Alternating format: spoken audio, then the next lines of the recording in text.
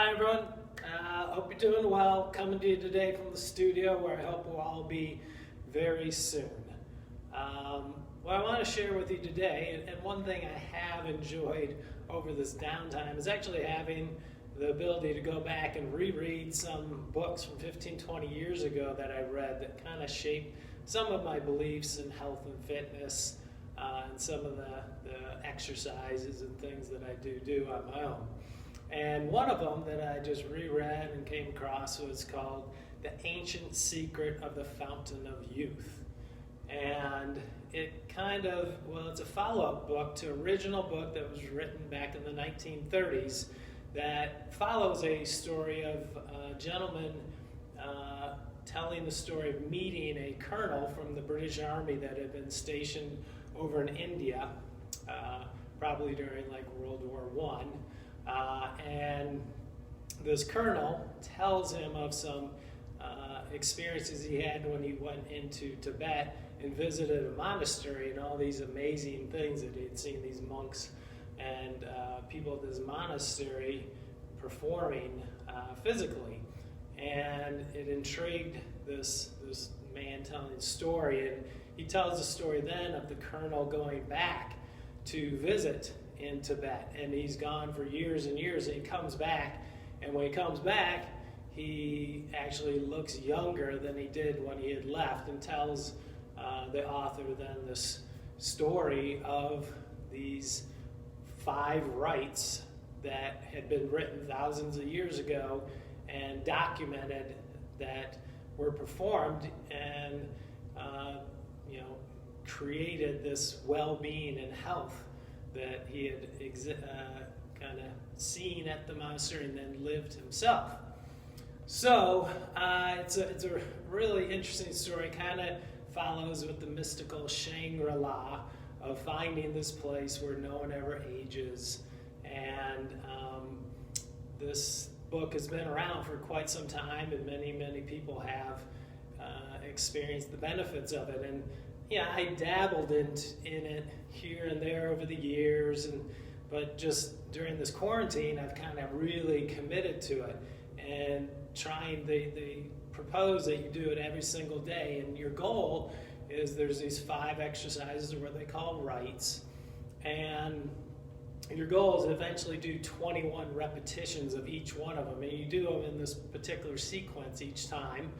And I'm up to doing 12 now, and it's pretty challenging to do these exercises one after another for that amount of repetitions. So I am recommending, if you want to experience this routine, start with, I'd say, in the 3 to 6 repetition range, and smaller the better, really, because the longer you have to do this routine, it may be harder to get it into your lifestyle, where if you start really small, say just those 3, you won't put a lot of pressure on having to fit it into your day, even though now we do have maybe a little extra time. Once this is all over and we get back to some of our normal lifestyles, it'll be much easier to keep it in there if you've started with a smaller amount that you see the benefits by being able to do it daily, because it's not overwhelming, and keep going with it and building. And then the goal is every week you might add 2 or 3 repetitions to each one of these exercises up to the point that you feel comfortable. So what I want to do is take you through these, and I'm just going to kind of go through it pretty quickly here and give you a few modifications and just kind of give you a taste for it. And then, please get back with me, give me any feedback, ask any questions and so forth. You might want to get the book yourself. Again, Ancient Secret of the Fountain of Youth, Book 2. And I think one of the takeaways of this quarantine that we've been in is that we realize that, self-care, prevention, wellness is really key. And moving forward, it's probably going to become more and more important that we just take care of ourselves from the inside out, and because we can't really always rely on getting help from other places. So this is one of those types of things where, it's you really feel this sense of well-being when you go through these movements, particularly if you commit to doing them every day. And it's just something to try, and you either feel some benefit and it keeps you motivated to keep doing it, just like any other exercise program, or maybe you just don't feel it is working for you, and that's great. But hey, I just want to share it with you. And the first thing, I'm going to adjust the camera.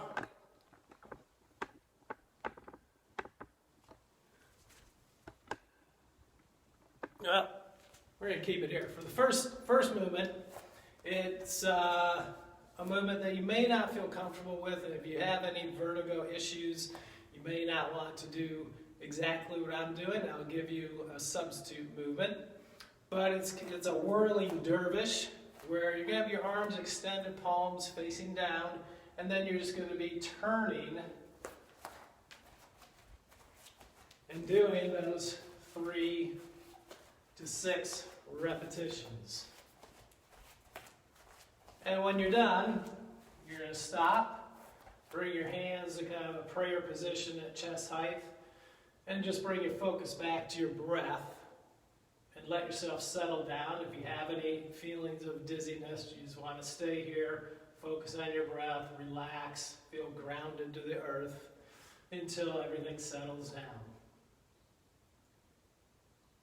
Now, an abbreviation would be like our Tai Chi movement that I showed in a previous video, that you're just going to be in this kind of comfortable grounded stance, and then your arms are hanging, you're just twisting. So that may be something that's more comfortable for you to start with. And you might want to do like 20 of these little trunk twists. And you just breathe naturally. All right, now I'm just going to adjust this camera a little bit down here, because we're going to be down on the floor for the remainder of the movements, or rites as they're called. So the next one, you're going to lie down. Arms are along your sides. Press them down into the floor, or if you're using a mat. And then with legs straight, you're pulling them up to vertical. As you do, pull your chin into your chest.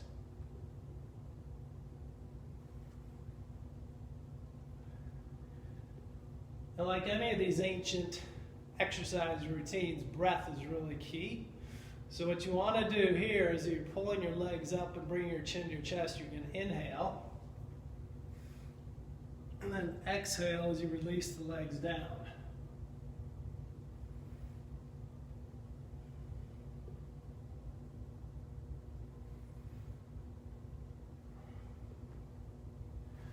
Now, a substitute movement would be kind of like our mini leg lift. You're going to be on your forearms, keeping your shoulders up off the ground, legs are extended. Except now what you're going to do is just pick the legs up and hold it. While you're holding your legs maybe 6 to 8 inches off the ground, just breathe in and out, maybe 3 to 6 times. So you count the breaths for your repetitions here while you hold your legs. Okay? So that's the second rite. The third one, we're going to go to a kneeling position. And you're going to curl your toes underneath so they're into the mat here. And then sit up nice and tall. Hands are in the back of your thighs. What you're going to do is inhale and then exhale as you bring your chin to your chest. And then the next inhalation, extend back, opening the chest up, pull the shoulders back, and then exhale forward.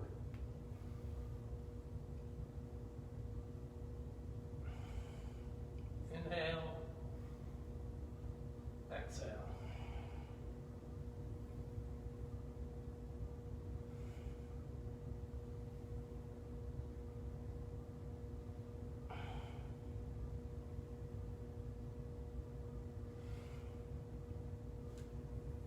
All right, and I think everyone should be pretty good with that one.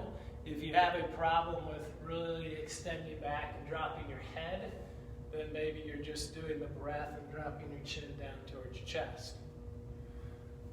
Fourth rite, what we do is you get into kind of the seated L position with the body. Hands are placed right behind your hips here, alongside your body. And then you're going to inhale and exhale as you drop the chin to the chest. Inhale, plant your feet where you get up into a table, pressing the hips up. You're going to hold and squeeze everything in the body while you're holding your breath. Exhale as you release back to the floor.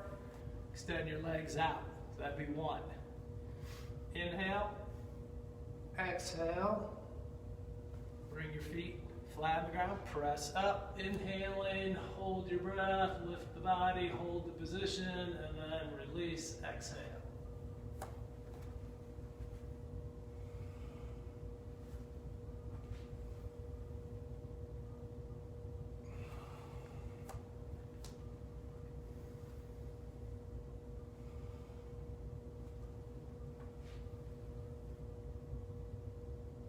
This one really challenges your shoulders. You'll feel it in your triceps. If you're tight through those shoulders, it'll be, challenging and push you to get up off the ground and lift your hips.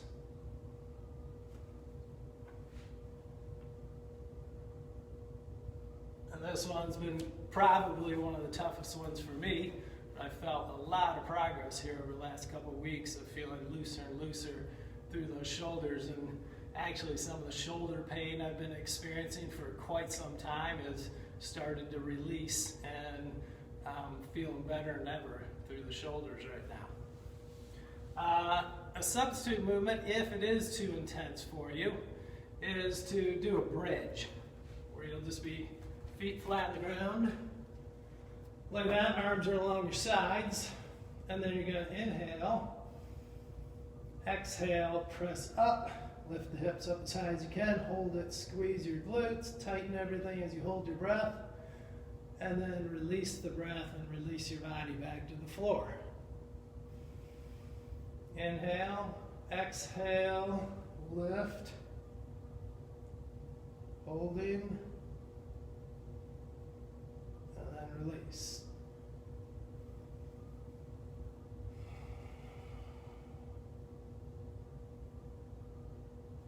All right, so that'll be a good substitute for that 4th rite. And then our last one is going to be kind of an up dog, down dog. So we're going to get into our down dog position. And this, at this point, particularly after that 4th rite, really starts to challenge your arms and shoulders. If you're able to do this full movement, where what you're going to be doing is starting from the up dog, you're going to inhale, and then exhale, drop your chin to your chest. Inhale as you come down, scoop your chest through those hands, go up, you're going to arch your lower back, open the chest up, and then press back, inhale.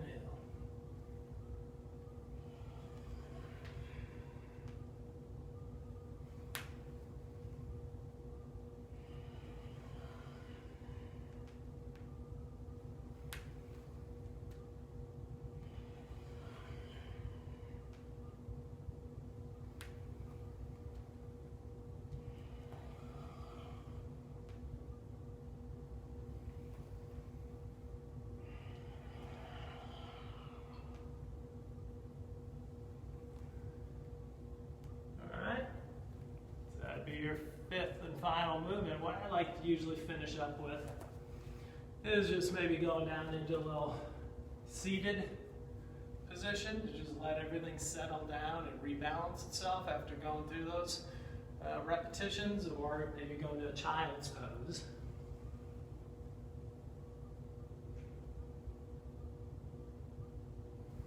But it's really nice just maybe taking 3 to 5 minutes after you go through your little sequence here to, again, just kind of bring your attention back to your breath, relax. As you can tell by my voice here, that last one really kind of gets your cardiovascular as well as strength. So it's good just kind of take it nice and easy, settle down, take a moment just to come to a little peaceful position, a little meditation, and you really get this sense of well-being when it's all said and done. A little substitute movement for that last rite would be if you can't scoop down through, which I know is going to be tough for a lot of people. I don't want you to miss out on this movement. So what you can do is you're coming down, you can let your knees hit, and then as you come up, you're on your knees supporting so your upper body doesn't get as much stress. Go back in your down dog. Come down as you do. Let the legs hit. Hold it as you inhale. Exhale there. Inhale. Come down. Exhale. And then even a step further, if that's too much on the shoulders and arms, initially, you start with just a table pose. And what you'd want to do at this point is go from this position and just press back up into a down dog. Table pose. When you go into that down dog, you're inhaling, and then exhale here. Inhale, exhale. And then you can build up to that next progression where you let your legs hit as you pull your chest through, and then hopefully eventually get into that ideal situation of working the upper body fully. So, those are the 5 rites. They're called Tibetan rites. And like I said, just give it a shot, see what you think.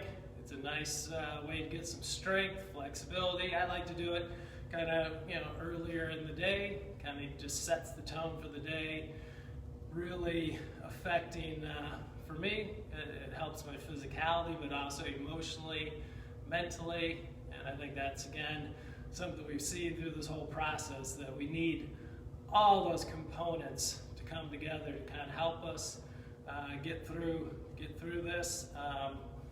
And moving forward, I think that's going to be key, is that physical, mental, emotional health, being able to handle the challenges that are yet to come, and that we have to face down the road probably here.